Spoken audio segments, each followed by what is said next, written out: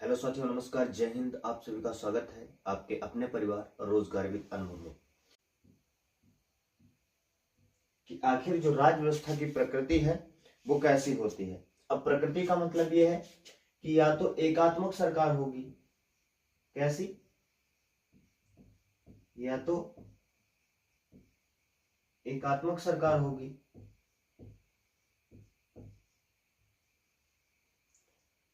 और या तो संघात्मक सरकार होगी।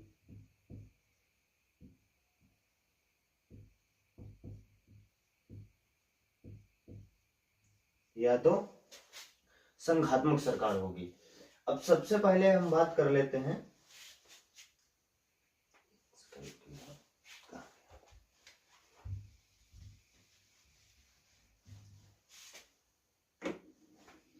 हम बात करते हैं एकात्मक सरकार की। आप भी प्यारा सा नोट्स बनाएंगे और लिखेंगे एकात्मक सरकार।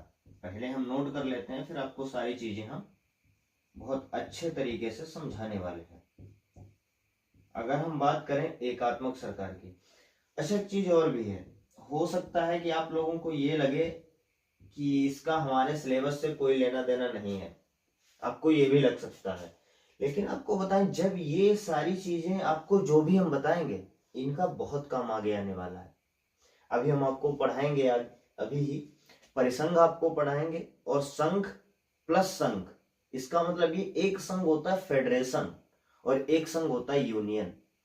और इन सभी चीजों का प्रयोग जब भी हम आगे आर्टिकल पढ़ रहे होंगे, इन सभी शब्दों का आगे प्रयोग होने वाला है। तो अगर आप इनको बेहतर तरीके से पढ़ लेंगे तो आगे आपको चीजें समझने में दिक्कत नहीं होगी। और जब चीजें हम समझने लगते हैं तो फिर हमको कभी भी कोई भी सब्जेक्ट हो उसको रटने की आवश्यकता नहीं पड़ती।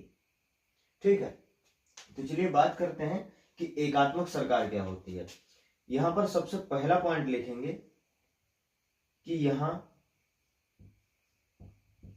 शक्तियों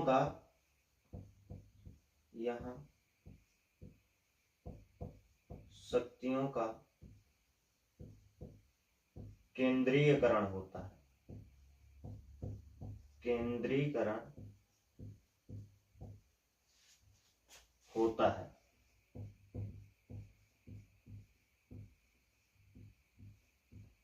ठीक, दूसरा पॉइंट नोट करेंगे, यहां राज्यों व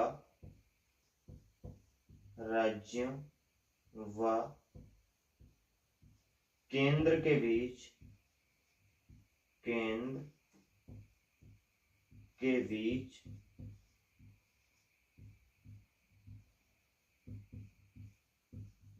झगड़ा कम होता है।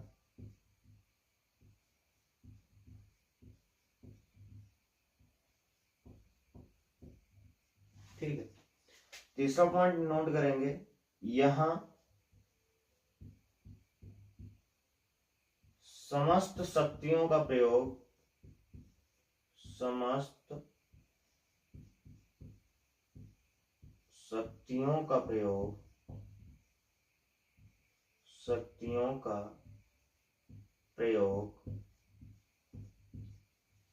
एक ही सरकार करती है। एक ही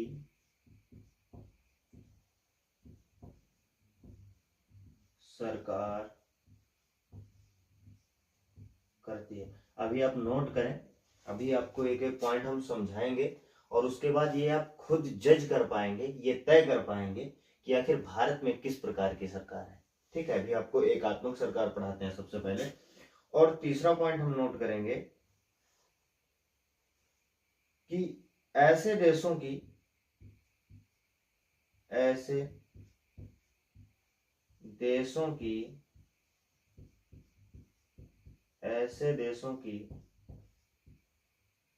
जनसंख्या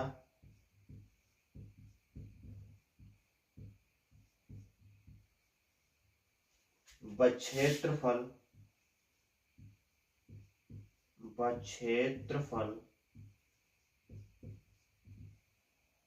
कम होता है।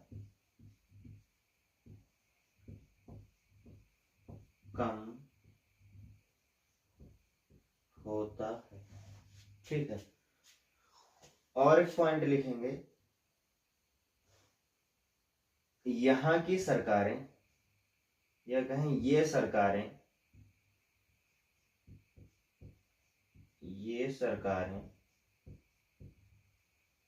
कम खर्चीली होती हैं। कैसी? कम खर्चीली होती है। और सबसे बड़ा पॉइंट ये है, यहाँ की जो न्यायपालिका होती है, यहाँ की न्यायपालिका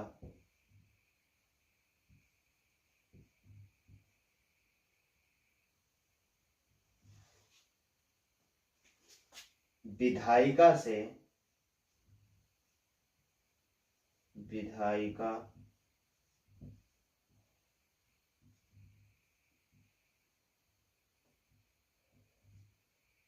से कमजोर होती है।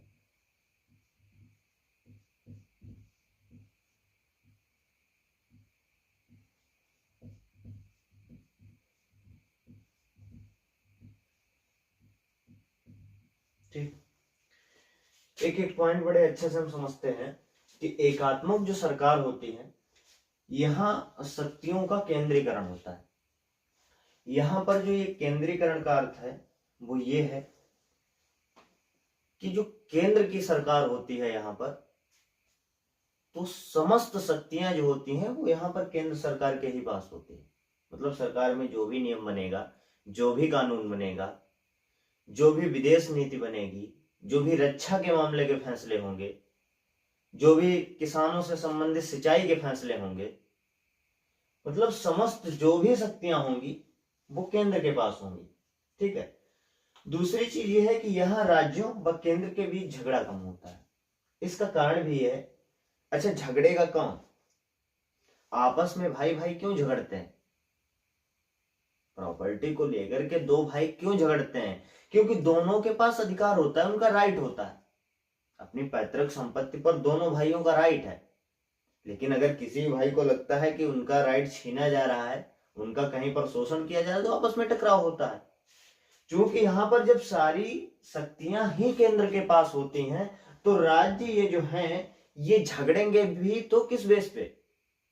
तो यहाँ जो है राज्यों व केंद्र के बीच झगड़े ही कम होते हैं, क्योंकि जो भी समस्त निर्णय लेंगे वो केंद्र ही लेगा। तो राज्य आपस में क्यों लड़ेंगे? क्योंकि राज्यों की न तो दूसरे उस राज्य के पास शक्ति है, ना इस राज्य के पास शक्ति है, तो उनका आपस में टकराव बहुत कम होता है। तीसरी चीज, यहाँ समस्त शक्तियों का प्रयोग एक ही सरकार करती है। आपको बता दिया कि क्योंकि जब शक्तियों का केंद्रीकरण ही है, समस्त शक्तियां दी ही केंद्र को गई हैं, तो सारी शक्तियों का प्रयोग भी एक ही सरकार करेगी। जो केंद्र में होगी सरकार वही तो करेगी। तीसरी चीज, ऐसे देशों की जनसंख्या व क्षेत्रफल कम होता है। अब इसको हम बड़े अच्छे से समझाते हैं कि आप ये कैसे कह सकते हो कि एकात्मक सरकार जिस देश में होगी वहां की जनसंख्या भी कम होगी और वहां का क्षेत्रफल भी कम होगा। आप इस तरह से समझिए कि जब तक आप अपने घर में रहते हैं, देखो कभी भी किसी भी चीज को जब आप रिलेट किया करो तो कोशिश किया करो कि सबसे पहले अपने से, फिर अपने घर से, फिर अपने गांव से, फिर अपने आसपास के क्षेत्र से उसको रिलेट करेंगे तो चीज आप कभी नहीं भूलेंगे। हम मान करके चलते हैं कि हम अपने घर में रहते हैं। हमारे घर में आपको क्या बताया, हमारा समाज पितृ सत्तात्मक है, तो हमारे यहाँ जो सत्ता है वो किसके हाथ में है? अगर बाबा होंगे तो बाबा के हाथ में, बाबा नहीं है तो फिर पिताजी के हाथ में वही सत्ता होती है। तो कुल मिलाकर के एक जो भी परिवार 4, 5, 6 लोगों का, 3 लोगों का जो भी एक परिवार है, तो वहां पर एक आदमी मैनेज कर लेता है, वो सरकार चला लेता है अपनी। अब सोचिए कि एक गांव है, अगर क्या आपको लगता है कि एक गांव है तो उस पर भी एक आदमी, जैसे एक ग्राम पंचायत होती है, कई गांवों को मिलाकर के एक ग्राम पंचायत का निर्माण होता है, उसमें 4, 5, 6 गांव होते हैं, तो वहां पर एक प्रधान नियुक्त कर दिया जाता है कि भाई आप इन लोगों के हितों की रक्षा करिए, इनको जो भी जरूरतें हैं, क्योंकि आप इस प्रॉपर एरिया के हैं तो आप इनकी जरूरतें समझते हैं, इनको किन समस्याओं में घिरे हुए हैं तो उनका समाधान करिए। तो एक प्रधान बना दिया जाता है तो वो उतना क्षेत्र देख लेता है। और ऊपर जाएंगे तो फिर सत्ताएं बढ़ती ही जाती हैं, व्यक्तियों की संख्या बढ़ती ही जाती है। जब आप एक स्टेट लेवल पर पहुंचते हैं, आप हमारे जैसे मुख्यमंत्री का चुनाव अपने यहाँ भारत में होता है, चीफ मिनिस्टर का, उनके अंतर्गत कई कैबिनेट मिनिस्टर होते हैं, स्टेट मिनिस्टर होते हैं, फिर उससे भी नीचे सब स्टेट मिनिस्टर आ जाते हैं। तो ये सब कार्य करने लगते हैं, तो फिर तो वो मैनेज हो जाता है जब कम जगह होगी। आपके घर में छोटा सा परिवार है, छोटा सा घर है, एक आदमी ने मैनेज कर लिया। वही यहाँ पे होता है, इनकी जनसंख्या भी कम होती है, भाई कम लोग हैं, तो उन पर जो एक आदमी है उन पर नजर बना पाएगा। अब आपको क्या ये लगता है कि अगर भारत इतना बड़ा देश है, विश्व का 7वां सबसे बड़ा क्षेत्रफल के हिसाब से, जनसंख्या के हिसाब से तो चीन को भी पीछे छोड़ दिया। हालांकि अगर बात करें 2011 सेंसस की तो भारत दूसरे स्थान पर था, और उस समय जो जनसंख्या भारत की थी लगभग 121 करोड़ थी। लेकिन अब जो नए आंकड़े आ रहे हैं उसमें चीन को भारत ने पीछे छोड़ दिया है। खैर, तो आपको क्या लगता है कि एक सरकार भारत के 130-140 करोड़ जनसंख्या को संभाल सकती है? क्या एक सरकार हर व्यक्ति की आकांक्षाओं और उनके हितों की रक्षा करने में सक्षम है? एक तो क्षेत्रफल के हिसाब से भी हम बड़े हैं, ऊपर से जनसंख्या विस्फोट लगातार बढ़ ही रहा है। तो आप खुद ही ये लॉजिक लगाइए, क्या ये संभव है कि भारत में एकात्मक सरकार हो, और एकात्मक सरकार यानी कि एक सरकार पूरे भारत पर नजर रख सकती है? मेरे हिसाब से तो नहीं। वही यहां पर होता है, जब जनसंख्या कम होती है, क्षेत्रफल कम होता है, तो यहां पर ये सरकारें काम कर जाती हैं। अच्छा, दूसरी चीज ये है कि ये सरकारें कम खर्चीली होती हैं। अब आप कहेंगे कि भैया ये कैसे है कि ये कम खर्चीली क्यों होती हैं? अब अपने यहाँ प्रधानी का चुनाव वो हो, चेयरमैन का चुनाव वो हो, ठीक है, मुख्यमंत्री का चुनाव वो हो जाए, उसके बाद बीच में 1-2 विधायक टपक जाए तो फिर उपचुनाव होने लगते हैं। फिर तब तक वो नहीं, यूपी का नहीं खत्म हो पाया, एमपी में चुनाव शुरू हो गया, एमपी का नहीं, राजस्थान का, राजस्थान में नहीं खत्म हो पाया, गुजरात का, गुजरात में नहीं, बिहार में। मतलब पूरे साल हर महीने कहीं न कहीं चुनाव चलता ही रहता है, तब तक लोकसभा के आ गए। अब जब चुनाव होगा तो सीधी सी बात है, उसकी जो भी व्यवस्थाएं होंगी, सुरक्षा व्यवस्था हो गई और जो भी टेक्निकल चीजें हो गई, तो खर्चा तो होगा उनमें। लेकिन सोचिए, जब एक ही सरकार होगी तो जायज सी बात है चुनाव भी एक बार होगा। ऐसे ही बहुत सारे काम होते हैं, जब राज्य स्तर पर, केंद्र स्तर पर, नगर स्तर पर नगर पंचायतें हो गई, ग्राम स्तर पर ग्राम पंचायतें होंगी, जब इनका गठन होता है तो इसमें खर्चा होता है। इनमें जब ज्यादा लोग होंगे, ज्यादा मिनिस्टर होंगे, तो उनका भी तो वेतन जाएगा।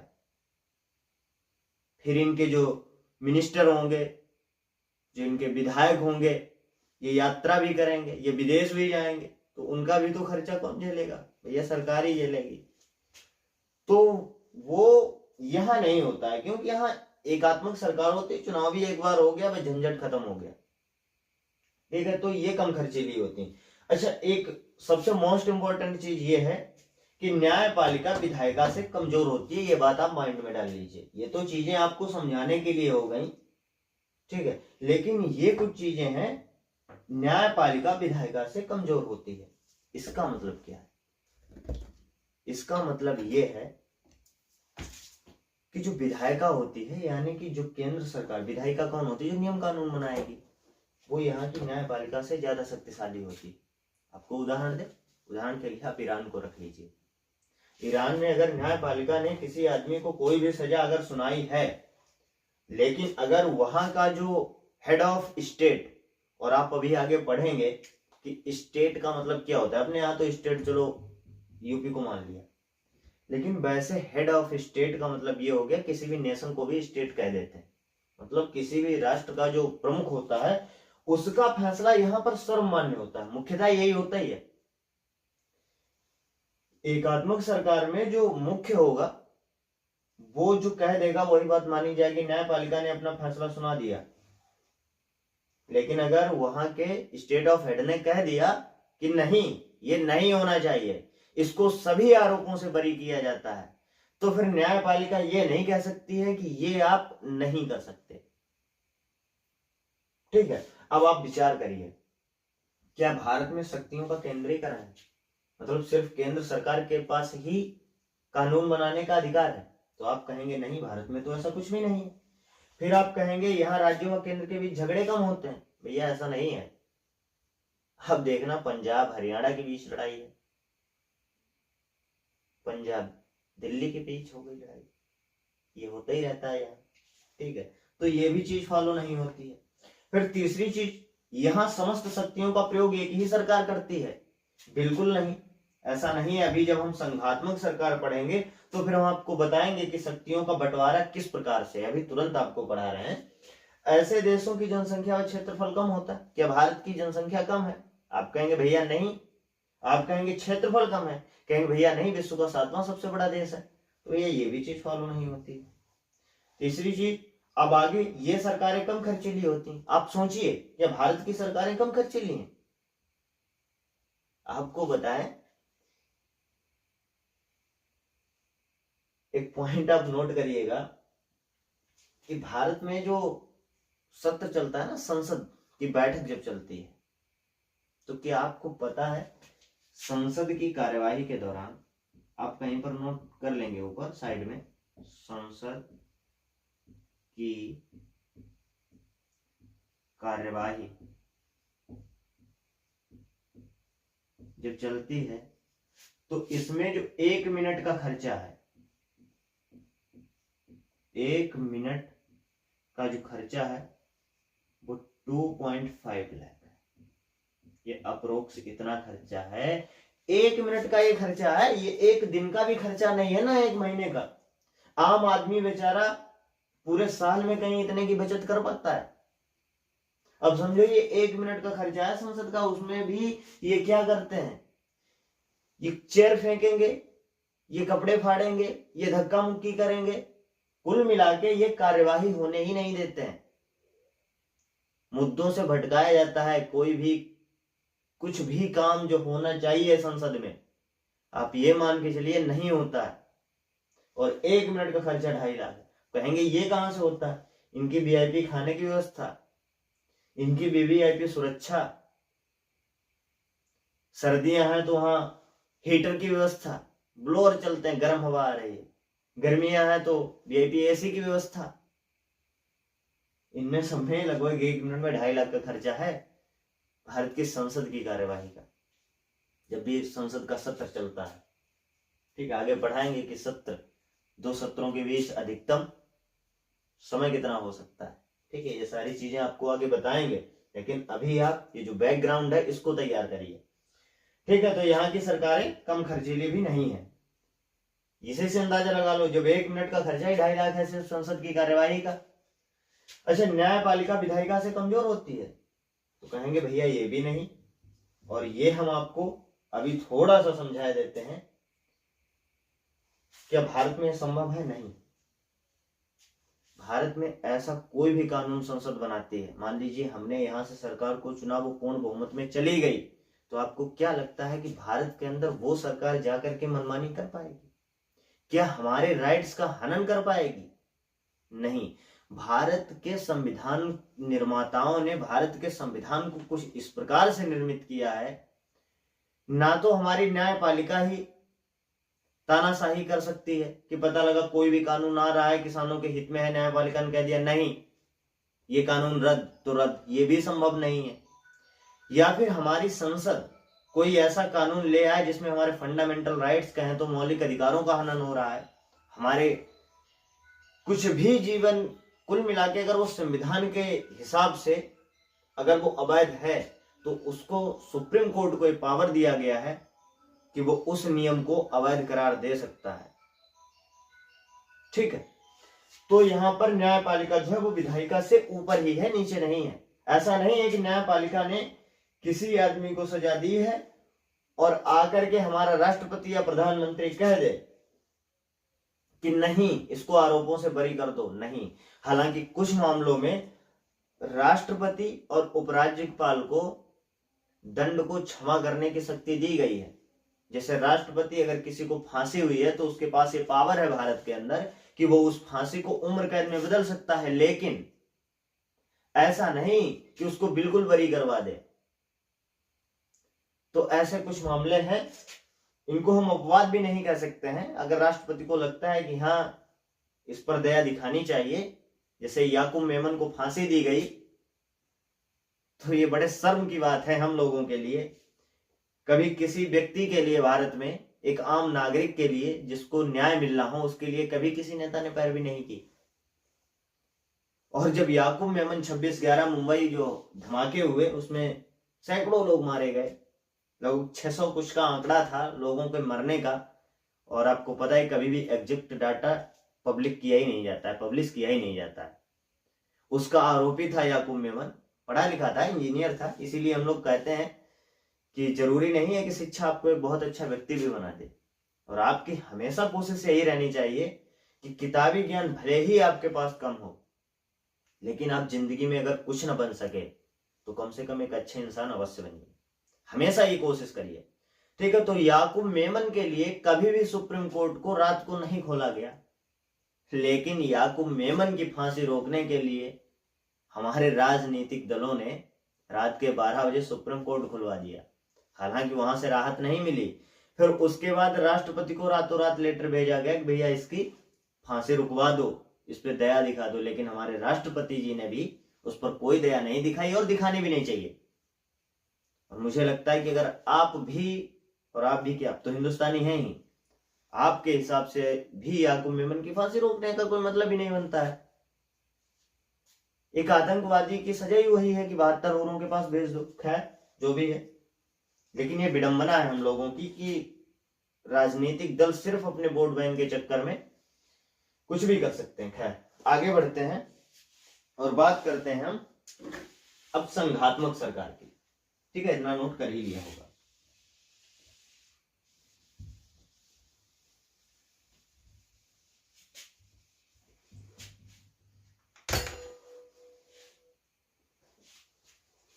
नंबर 2 हम बात करते हैं संघात्मक सरकार की। ठीक है, ठीक। पहला पॉइंट ये, यहां शक्तियों का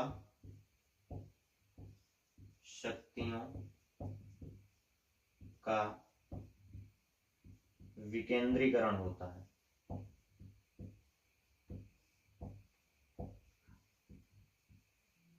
विकेंद्रीकरण होता है।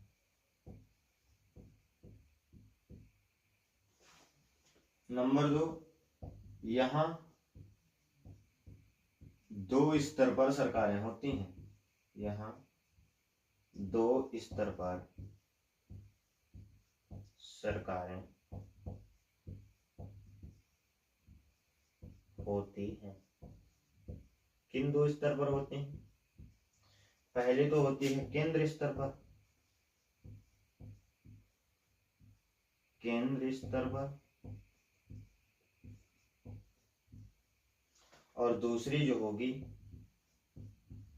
वो होगी राज्य स्तर पर, राज्य स्तर पर। ठीक है। नंबर 3, आगे हम नोट कर सकते हैं कि यहां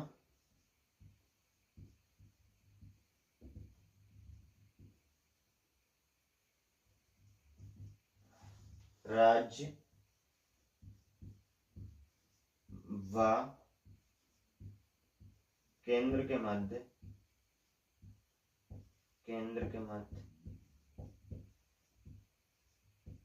झगड़े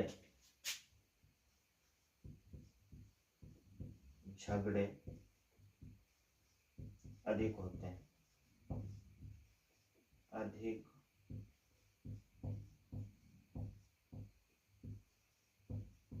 होते हैं। ठीक है, अगला पॉइंट नोट करेंगे, यहां की सरकारें, यहां को क्या हमको नोट करना चाहिए, ये सरकारें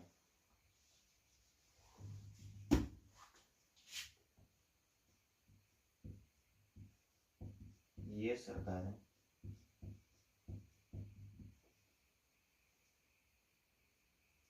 अधिक खर्चीली होती हैं।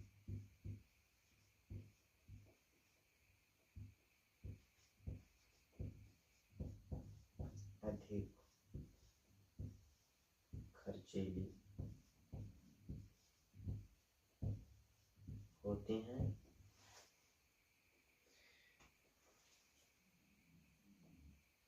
और हम एक चीज लिख सकते हैं, आम जनता की महत्वाकांक्षाएं, आम जनता की महत्वाकांक्षाओं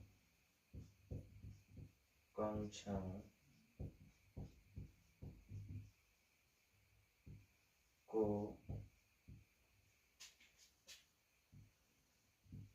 ध्यान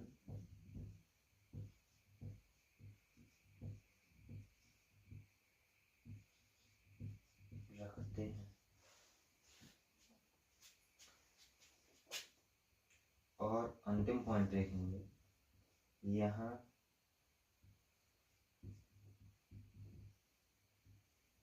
न्यायपालिका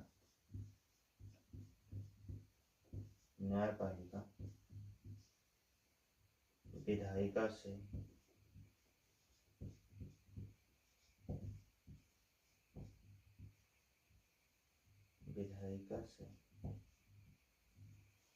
मजबूत होती है,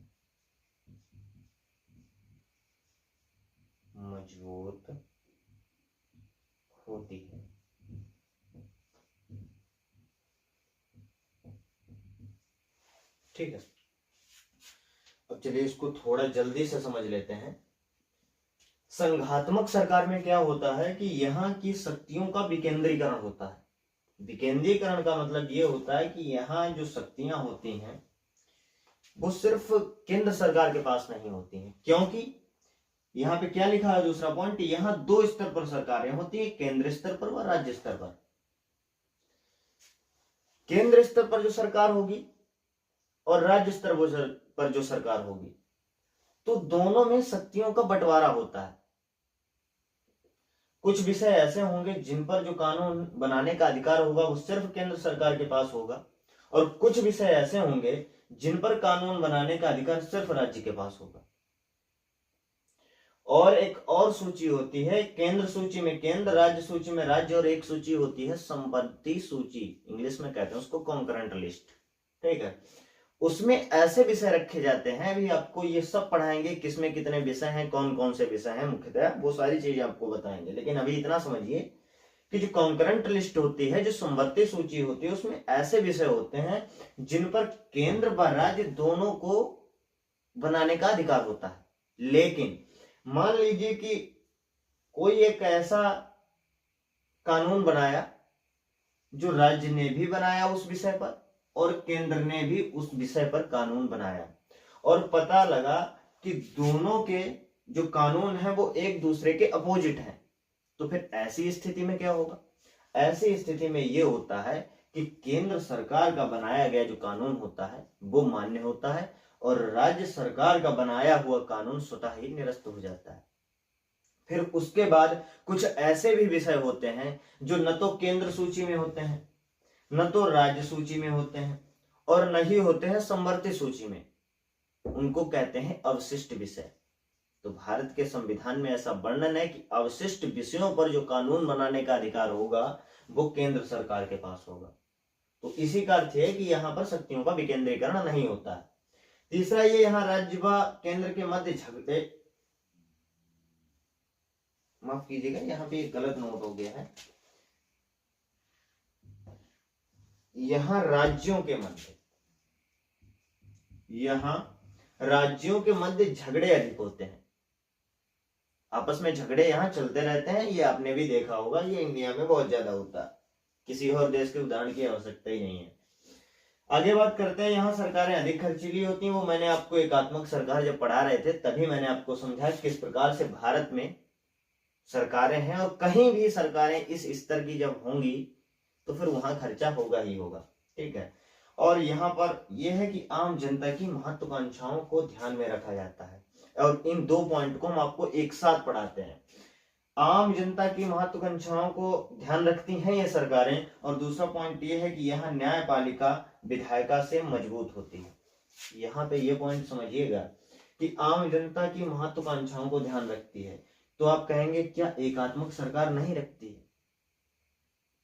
हालांकि हम ये स्पष्ट तौर पर नहीं कह सकते हैं कि आम जनता की महत्वाकांक्षाओं को एकात्मक सरकार ध्यान में नहीं रखती है, लेकिन अधिकतम ये पाया गया है, क्योंकि ये जो सरकारें होती हैं अगर देखा जाए तो इनके ऊपर कोई होता नहीं है। क्योंकि यहाँ की जो न्यायपालिका है, जैसे भारत में न्यायपालिका है, अगर भारत की विधायिका संसद, अब विधायिका का मतलब ये होता है कि संसद जो केंद्र स्तर पर नियम बनाएगी, और राज्य स्तर पर होता है विधानमंडल, जिससे विधानसभा और विधान परिषद हो गया राज्य स्तर पर, और लोकसभा और राज्यसभा हो गया केंद्र स्तर पर। तो वो ऐसा कोई कानून बना दें जिसमें आम नागरिकों के मौलिक अधिकारों का हनन हो रहा हो, तो क्या वो कानून मान्य होगा? नहीं। आर्टिकल 32 अनुच्छेद 32 सुप्रीम कोर्ट को, यानी कि हमारे उच्चतम न्यायालय को, सर्वोच्च न्यायालय को ये अधिकार प्रदान करता है कि कोई भी फंडामेंटल राइट्स का कोई भी कानून उल्लंघन करता है तो उसको सुप्रीम कोर्ट 5 तरीके से रिट जारी कर सकता है। इसके बारे में आगे पढ़ेंगे बहुत विस्तृत से, लेकिन अभी आप बस इतना समझने का प्रयास करिए कि यहां पर आम जनता की महत्वाकांक्षाओं को ध्यान में रखना भी इनकी मजबूरी है। क्योंकि अगर ये कोई भी ऐसा कार्य करते हैं जो आम जनमानस के अधिकारों का हनन करता है, तो इनके ऊपर न्यायपालिका बैठी हुई है, वो कहते हैं कि भैया नहीं नहीं, इसको निरस्त करिए, ये अवैध ही है। तो इनकी मजबूरी भी होती है। आगे हम आपको डीपीएसपी पढ़ाएंगे, राज्य के नीति निदेशक तत्व। हालांकि जो डीपीएसपी होते हैं उनको कानून के द्वारा लागू नहीं कराया जा सकता, लेकिन फिर भी उसके अनुसार पर ही भारत की सरकारें चलती हैं। एक आदर्श राज्य का उसमें वर्णन किया गया है कि राज्य कैसा होना चाहिए। ठीक है, उन सब पर बात करेंगे। तो यहाँ की जो सरकारें होती हैं वो आम जनता का बहुत ध्यान रखती हैं, अलग अलग समितियां कार्य करती रहती हैं। ठीक है, तो इतना आपके समझ में आ गया होगा कि एकात्मक सरकार और संघात्मक सरकार क्या होती है। फटाफट से टिक मार लेते हैं। अच्छा ये बताइए, क्या भारत में शक्तियों का विकेंद्रीकरण होता है? आप कहेंगे बिल्कुल होता है, केंद्र के पास समस्त शक्तियां नहीं है। बिल्कुल ठीक है। दूसरा पॉइंट, यहाँ पर 2 स्तर की सरकारें होती हैं, केंद्र स्तर पर, राज्य स्तर पर। क्या भारत में ऐसा है? तो आप कहेंगे हाँ बिल्कुल है, तो ये भी सही। यहाँ राज्यों के मध्य झगड़े अधिक होते हैं, कहते हैं भैया बिल्कुल मैंने देखा है, तो ये भी बिल्कुल ठीक है। भारत पे अप्लाई करता है, भारत की सरकार पर। ये सरकारें अधिक खर्चीली होती हैं, तो भैया सामने आपके लिखा हुआ है प्रूफ, ये संसद की कार्यवाही जो 1 मिनट का खर्चा ही 2.5 लाख है, तो फिर खर्चीली तो है ही है, ये भी ठीक है। आम जनता की महत्वाकांक्षाओं को ध्यान रखती है, तो यह बिल्कुल है। योजनाएं ऐसी आती ही रहती हैं, राज्य स्तर पर भी, केंद्र स्तर पर भी, किसानों के लिए हो, बेटियों के प्रोत्साहन के लिए हो। ठीक है, अब होता यह है कि योजनाओं का लाभ भले ही लोगों तक न पहुंचे, वो अलग चीज है, खैर उसको छोड़िए। तो यहाँ पर यह भी बात सही है, और यहाँ न्यायपालिका विधायिका से मजबूत होती है, तो यह भी बात सही है, आपको पता है। आर्टिकल 32 सर्वोच्च न्यायालय को अधिकार देता है अगर कोई भी आपके मौलिक अधिकारों का हनन होता है, और आर्टिकल 226 ये हाई कोर्ट को अधिकार देता है कि भैया आपके राज्य में भी अगर किसी के मौलिक अधिकारों का हनन हो सकता है तो 5 प्रकार से रिट जारी कर सकते हैं। वो आगे आपको पढ़ाएंगे। ठीक है, ये टॉपिक आपका क्लियर हो गया, आपने आयोग नोट भी कर लिया होगा। तो अब हम आगे बढ़ते हैं। ठीक है।